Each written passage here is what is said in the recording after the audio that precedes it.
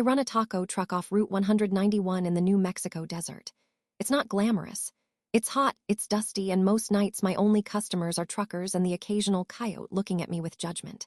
But every Thursday at exactly midnight, a black SUV pulls up. Tinted windows. No plates. The driver orders 14 birria tacos, 8 burritos, and a large horchata. Pays in gold coins. Never says a word. This has been happening for 7 months. Last Thursday, I followed them. My name is Rosa Gutierrez, and I've been running Rosie's Rolling Kitchen for 4 years.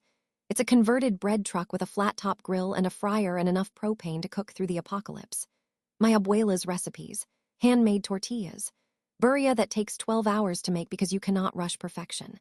Most nights I park near the truck stop outside Gallup and I do fine. Truckers love me.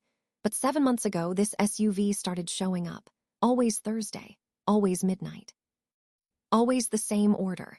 The gold coins were weird, but I took them to a pawn shop and they were real gold, so I wasn't complaining.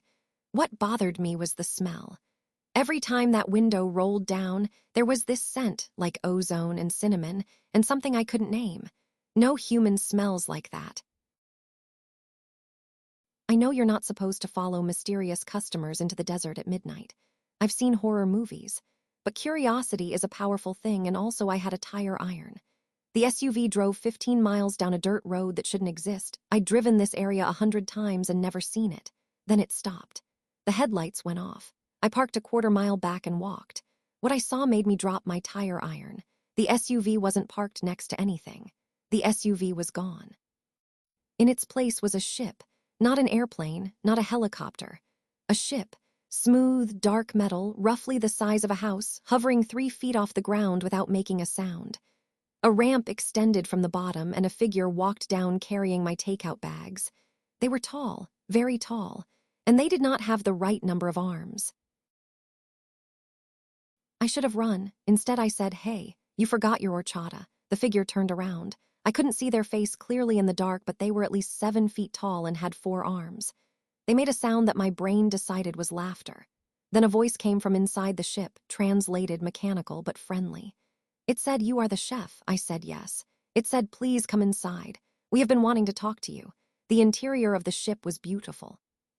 Curved walls, soft lighting, panels covered in symbols, and a table where 6 aliens were eating my tacos, eating them with great enthusiasm and what I can only describe as reverence. One of them was taking notes. Another was photographing each bite. They told me they'd been visiting Earth for decades, sampling food from every culture.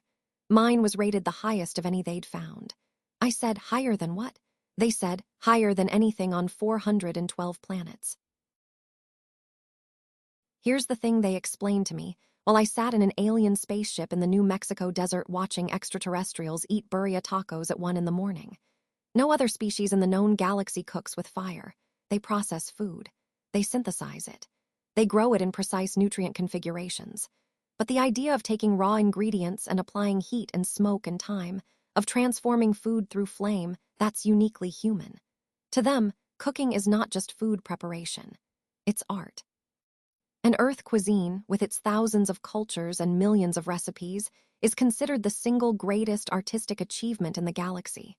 My abuela's birria recipe, the one she taught me in her kitchen in Juarez when I was 9, had been reviewed by an interstellar food council and rated a masterwork. I asked if she could get a certificate. They said they'd already sent one.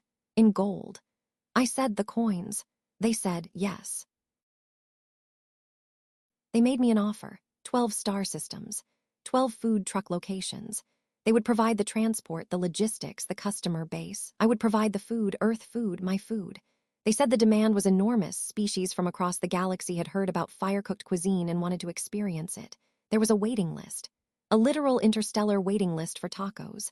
I said, "I'm one person with one truck." They said, "We can help with that." They showed me a holographic mock-up. My food truck, same design, same hand-painted sign, parked on a floating platform above an alien marketplace.